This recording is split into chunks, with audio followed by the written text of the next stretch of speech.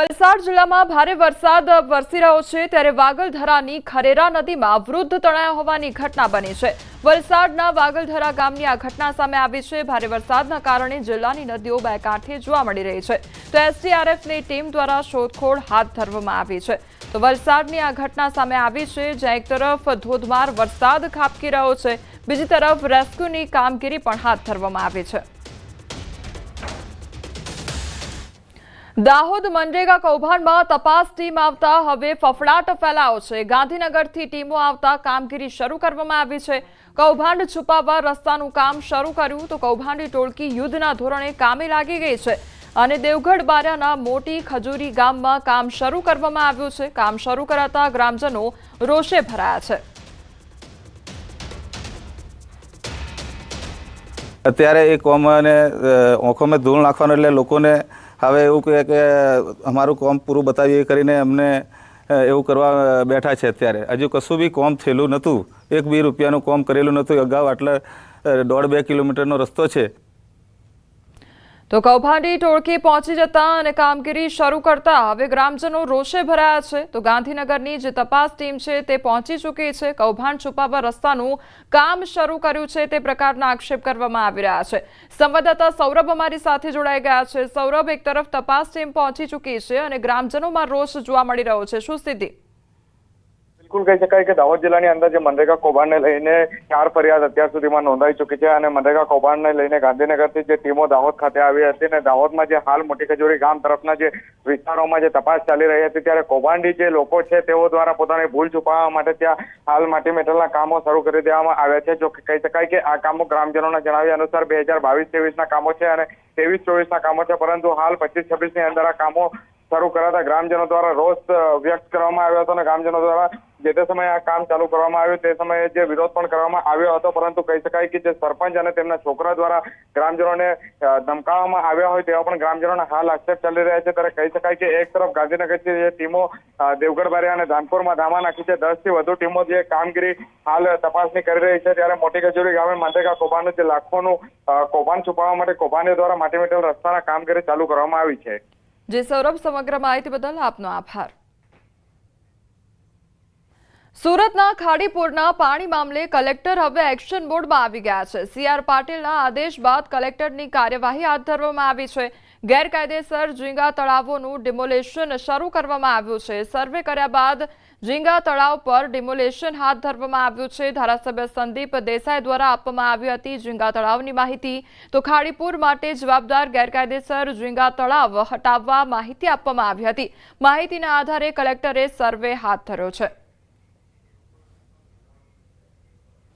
ભાવનગરમાં રોડનું કામ અટકતા લોકોમાં રોષ ભભૂકી ઉઠ્યો છે। પાલીતાણાથી જેસરના રોડનું કામ અટકી ગયું અને સ્થાનિક આગેવાનો, સરપંચોએ અધિકારીનો ઉધડો લઈ લીધો છે। 5 ગામના લોકોએ ભેગા થઈને રજૂઆત કરી તો કામ શરૂ નહીં થાય તો આંદોલનની ચીમકી પણ ઉચ્ચારી છે। 6 ગામના સરપંચો, આગેવાનો, લોકો એકઠા થઈ ગયા તો અધિકારીને રજૂઆત કરવામાં આવી। પાલીતાણાથી જેસર રોડના કામનું ખાતમુહૂર્ત કર્યા બાદ કામ શરૂ ન થતા લોકોમાં રોષ વ્યાપ્યો છે। તો એક તરફ રોડનું કામગીરી શરૂ કરવામાં આવી નથી તેને લઈને જે લોકો છે તેમનામાં રોષ જોવા મળી રહ્યો છે। સતત રજૂઆતો પણ કરવામાં આવી રહી છે। રોડની કામગીરી માટે ખાતમુહૂર્ત કરવામાં આવ્યું ત્યારબાદ કોઈ પણ કામગીરી શરૂ કરવામાં આવી નથી। અંબાજીના અંતરિયાળ વિસ્તારોમાં રસ્તાના કામ અંગે ધાંધ્યા જોવા મળી રહ્યા છે। અંબાજી નજીક સરહદ છાપરી ગામે પ્રાથમિક શાળાએ જવાના રોડ પર ગાબડા પડી ગયા છે।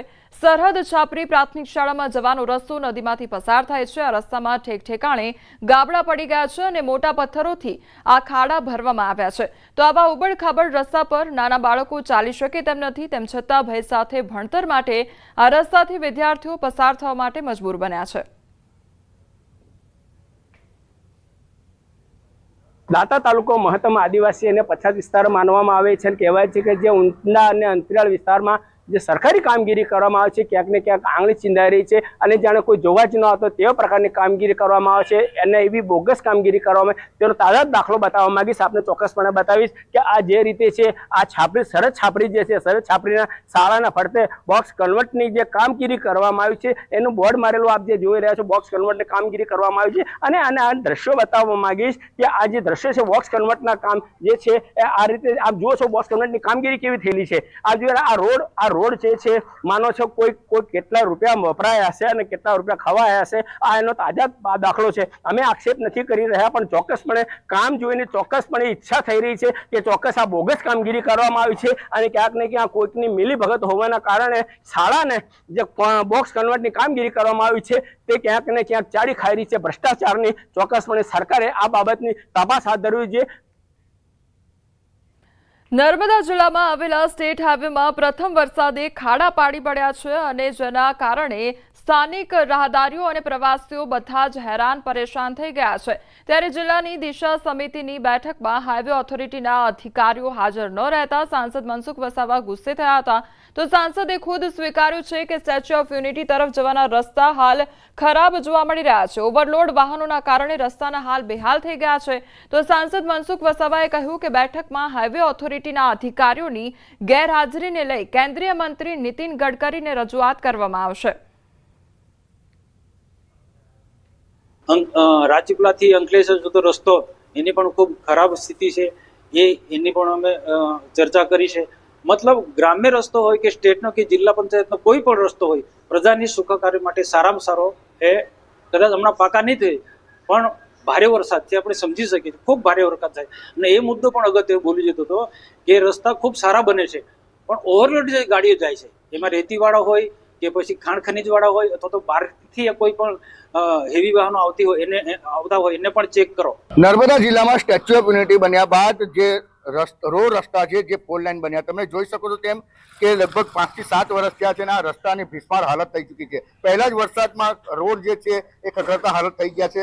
કહી શકાય કે જે અમુક અકસ્માતો પણ થાય છે જેને લઈ હાલ નર્મદા જિલ્લાના અને ભરૂચ જિલ્લાના જે સાંસદ મનસુખ વસાવા છે એઓએ રોષ ઠાલવ્યો છે કારણ કે જે સ્ટેટ હાઈવેના જે અધિકારીઓ દ્વારા આ રોડ ના બનાવતા જેઓને નીતિન ગડકરી સુધી પત્ર લખવાની વાત કરી છે। ત્યારે આપણી સાથે એક વકીલ સાહેબ છે જેઓ રોડ પર ચાલી રહ્યા છે। સાહેબ કેવો રસ્તો છે અને શું માનો છો તમે?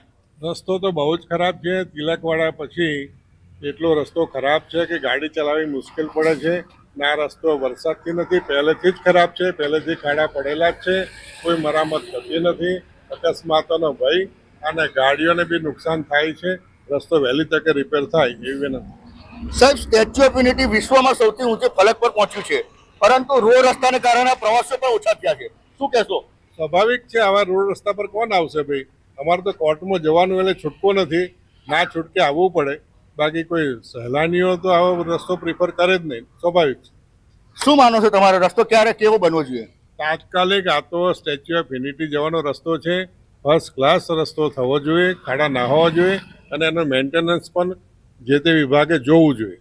હા બિલકુલ, આ હતા જે રાહદારી છે તેઓનું પણ કહેવું છે ખાસ કરીને જે રસ્તો જે છે એ ખાડા પડી જવાના કારણે મોટી સંખ્યામાં જે અકસ્માતો પણ સર્જાઈ રહ્યા છે। પરંતુ હાલ તો દિશા સમિતિની જે મિટિંગ યોજાઈ જેમાં સાંસદ મનસુખ વસાવાએ પણ રોષ ઠાલવ્યો હતો કારણ કે માર્ગ એન્ડ મકાનના કોઈ પણ અધિકારીઓ હાજર ન રહેતા જેઓ રોષે ભરાયા હતા। ત્યારે હાલ તો જે સ્ટેચ્યુ ઓફ યુનિટી જે જવાનો રસ્તો જે ફોરલેન તો બનાવી દીધા છે પરંતુ તેની મરામત ના થતા આજે સાંસદ તો ખરા પરંતુ રાહદારીઓ પણ રોષે ભરાયા છે। દીપક પટેલ, ન્યૂઝ 18 ગુજરાતી, નર્મદા।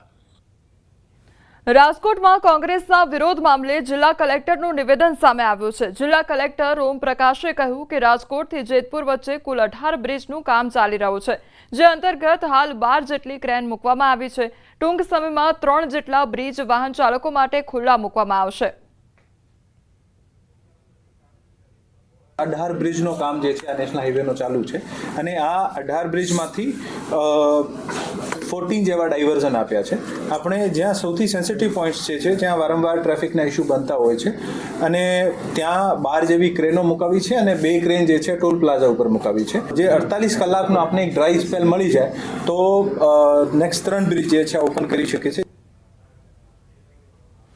ભારત પરિમાલા યોજના અંતર્ગત રાજકોટ જેતપુર નેશનલ હાઈવે 27 ને 6 લેનમાં કન્વર્ટ કરવાની કામગીરી ચાલી રહી છે।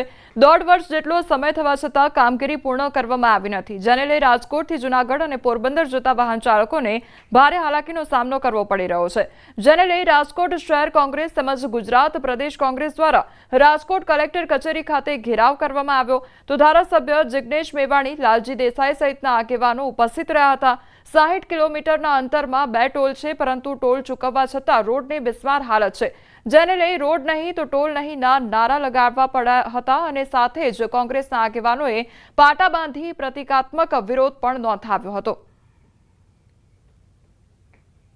રસ્તાની હાલત તમે જોવો કે ચાલુ વરસાદમાં કામ કરે છે, લોકોને બતાવવા માંગે છે કે અમે કામ કરી છે, પણ ખરેખર આ લોકો કંઈ કરી નથી રહ્યા। સાવ મોન્સૂનના નામે મીંડું કર્યું છે, એટલા ખરાબ રોડ રસ્તા છે કે આ વાત ના પૂછો। આખો રાજકોટ ખોદીને મૂકી દીધો છે, જરૂર ના હોય ત્યારે આવી કામગીરી કરે છે, કમર તૂટી ગઈ છે હવે લોકોની। ગુજરાતનો સૌથી મોટો industrial area Sapar Veraval road પર આવેલો છે, ત્યારે હજારો અને લાખો લોકો અનેક મુશ્કેલી અને પરેશાનીનો સામનો કરી રહ્યા છે, કલાકો સુધી ટ્રાફિક જામ રહે છે। ત્યારે અમારી માંગણી છે કે તાત્કાલિક ધોરણે આ રોડ છે રિપેર થવો જોઈએ। સેંકડો લોકોના માર્ગ અકસ્માતમાં આ રાજકોટ જેતપુર હાઈવે પર મૃત્યુ થયા, કરોડોની કિંમતનું ઈંધણ દરરોજ 3-4 કલાક રસ્તા બ્લોક થવાના કારણે લોકોનું બરબાદ થાય, અનેક માણસોને હાલાકી પહોંચે અને 1.5-2 વર્ષથી પ્રોજેક્ટ પૂરો કેમ થતો નથી। ગોધરા તાલુકાના આંગડિયા ગામના સંઘોડિયા ફળિયામાં રહેતા વિદ્યાર્થીઓ જોખમી રીતે મેશ્રી નદીના વહેતા પાણીમાંથી પસાર થવા માટે મજબૂર બન્યા છે। આ ગામના ફળિયામાં નજીકમાં એકમાત્ર આંગડિયા વર્ગ પ્રાથમિક શાળા આવેલી છે, જેથી 30 ઉપરાંત વિદ્યાર્થીઓ ધોરણ 1 થી 5 સુધી અભ્યાસ માટે આ શાળામાં જ આવી રહ્યા છે, જેથી વાલીઓ તેમના બાળકોને લઈ સતત ચિંતામાં રહે છે। તો શાળા અને ફળિયા વચ્ચે મેશ્રી નદી આવેલી છે, જેના પર કોઝવે નહીં હોવાથી અહીં ઘૂંટણસમા પાણી ભરાયેલા રહેતા હોય છે। વર્ષોની આ સમસ્યા દૂર કરવા અનેકવાર તંત્ર અને પદાધિકારીઓને રજૂઆત કરવામાં આવી છે, પરંતુ કોઝવે કે પુલ બનાવવામાં આવતો નથી, જેથી સ્થાનિકોમાં રોષનો માહોલ છે।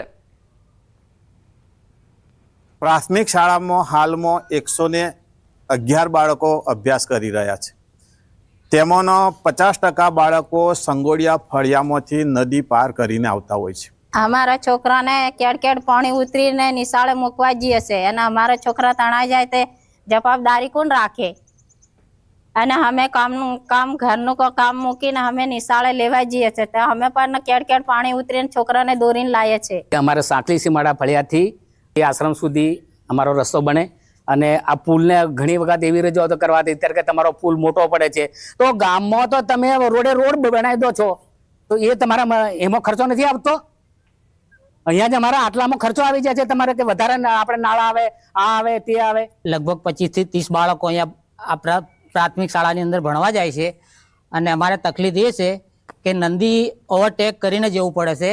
નદી ઓવરટેક કરવા ચોમાસાની અંદર પાણી ખૂબ જ પાણી આવી જાય છે, અહીંથી જે કાળિયા કુવા રીછવા મલાના કુવા સુધીથી પાણી આવે છે, એ પાણીની અંદર ભરપૂર પાણી આવે છે, અને પાણી ઓવરટેક કરીને જવાથી અમારા બાળકોને નિશાળની અંદર જવાતું નથી। વિકાસશીલ ગુજરાતમાં ગ્રામ્ય વિસ્તારોમાં આજે પણ કેટલાક લોકો કદાચ 19મી સદીમાં જીવી રહ્યા છે એવું કહેવું પણ અતિશયોક્તિ નથી। હું આપને સીધા દ્રશ્યો બતાવીશ। આપણે પંચમહાલ જિલ્લાના ગોધરા તાલુકાના આંગડિયા ગામે ઉપસ્થિત છે, અને આંગડિયા ગામનું જે સંઘોડિયા ફળિયું છે તેમાંથી આંગડિયા વર્ગ પ્રાથમિક શાળામાં 35 જેટલા વિદ્યાર્થીઓ અભ્યાસ માટે જાય છે, પરંતુ તેઓને કેવી પરિસ્થિતિનો સામનો કરવો પડી રહ્યો છે હું આપણે સીધા દ્રશ્યો બતાવીશ। આપ દ્રશ્યોમાં જોઈ શકો છો, અહીંયા શિક્ષકો અને વાલીઓને ફરજિયાત બાળકોને લેવા અને મૂકવા માટે અહીંયા ઊભું રહેવું પડતું હોય છે। આ મેશ્રી નદી છે, અને મેશ્રી નદીમાંથી ક્યારેક કેરસમા પાણી પણ અહીંયાથી વહેતા હોય છે વરસાદી માહોલમાં। હાલ પણ આપ જોઈ શકો છો જે ઘૂંટણસમા પાણી છે તેમાંથી બાળકો અને વિદ્યાર્થીઓ સાથે જ વાલીઓ પસાર થઈ રહ્યા છે। એક તરફે શિક્ષકો ઉભા રહ્યા છે જે બાળકોને લઈ જતા હોય છે। દરરોજની આ ક્રિયા વર્ષોથી ચાલી રહી છે। 1 થી 5 ધોરણની શાળા છે। મહત્વની વાત એ છે કે અહીંયાથી જે આ સંઘોડિયા ફળિયાના જે વિદ્યાર્થીઓ છે તેઓને અભ્યાસ કરવા માટે અન્ય શાળામાં જવું હોય તો અંદાજિત 8 કિલોમીટરનો લાંબો ચક્કર કાપવો પડે એમ છે। સાથે સાથે જે સરકારની જે જોગવાઈ છે તે જોગવાઈ મુજબ આ જે બાળકો છે તેઓને ગામમાં શાળા હોવાથી ટ્રાન્સપોર્ટેશનની જે સુવિધા છે તે મળી શકતી નથી, તેમાંથી વહેલી તકે મુક્તિ મળે એવું અહીંના સ્થાનિક ગ્રામજનો ઈચ્છી રહ્યા છે। સાથે સાથે અહીંના સ્થાનિકો ઈચ્છી રહ્યા છે કે અહીંયા કોઝવે બનાવવામાં આવે તો કાયમની જે આ મેશ્રી નદી ઓળંગવાની જે બાળકો અને જે જરૂરિયાતમંદ ગ્રામજનો છે તેઓને પડોજળમાંથી મુક્તિ મળી શકે એમ છે। રાજેશ જોશી, ન્યૂઝ 18 ગુજરાતી, ગોધરા, પંચમહાલ। મહેસાણા શહેરમાં ભમરિયા નાળા નજીક વરસાદી પાણીના નિકાલ માટે તંત્રએ બુદ્ધિનું પ્રદર્શન કર્યું છે. પાણીના નિકાલ માટેની ખુલ્લી પાઇપલાઇનથી કોઈનો પણ જીવ લઈ શકે છે. વિસ્તાર નીચાણવાળો હોવાથી દર વરસાદમાં જળબંબાકારની સ્થિતિ સર્જાય છે. નાળા નજીક વરસાદી પાણીના નિકાલ માટે લાંબી પાઇપલાઇન નાખેલી છે. આ પાઇપલાઇન ઉપરની મુખ્ય કુંડી ખુલ્લી પડી ગઈ છે અને ભારે વરસાદની સ્થિતિમાં અહીં કમરસમાં પાણી ભરાઈ જાય છે. ત્યારે આ કુંડી દેખાતી નથી. આ સ્થિતિમાં મોત સમાન બની છે. તો આ ખુલ્લી પાઇપલાઇન મુખ્ય માર્ગ ઉપર આવેલી હોવા છતાં મહેસાણા મહાનગરપાલિકાને દેખાતી નથી. જો મહાનગરપાલિકા સમયસર આ ખુલ્લી પાઇપલાઇનનું સમારકામ નહીં કરે તો વરસાદી પાણીમાંથી પસાર થતો કોઈ રાહદારી કે વાહન ચાલક તણાઈને મોતને ભેટી શકે છે. કેનાલની આગળ કે જે વરસાદી પાઇપ છે તેની આગળ કોઈ એક જાતની જાળી મૂકવામાં આવેલ નથી. જો વધુ વરસાદ આવે અને કોઈ તળાઈને ક્યાં આગળ અંદર જાય તો એ પાઇપની દ્વારા અંદર ઉતરી જાય તેવી પૂરેપૂરી શક્યતા રહેલી છે. હા, ભમરિયા નાળાની ગટર વિશે આજે અમને જાણવા મળ્યું છે કે જ્યાં ખુલ્લી ગટર છે અને કે ત્યાં ખાડા જેવું છે. અમે અમારી ટીમને મોકલી દીધી છે. અમારા એન્જિનિયરને વિગતવાર અમને આજે સાંજ સુધી રિપોર્ટ આપી દેશે. રાજકોટ શહેરમાં ચોમાસું આવતા જ રોગચાળાએ માથું ઉંચક્યું છે. આરોગ્ય કેન્દ્રમાં માત્ર એક જ સપ્તાહમાં સામાન્ય તાવ, શરદી, ઉધરસ સહિતના 1862 કેસ નોંધાયા છે. જેમાં શરદી ઉધરસના 699, સામાન્ય તાવના 938 અને ઝાડા ઉલટીના 291 કેસ નોંધાયા છે. જ્યારે ચિકનગુનિયાનો 1 કેસ નોંધાયો છે તો ટાઇફોઇડના 2 અને કમળાના 4 કેસ નોંધાયા છે. આ તરફ ખાનગી હોસ્પિટલોમાં સારવાર લેવા દર્દીઓની લાંબી લાઈનો પણ જોવા મળી રહી છે.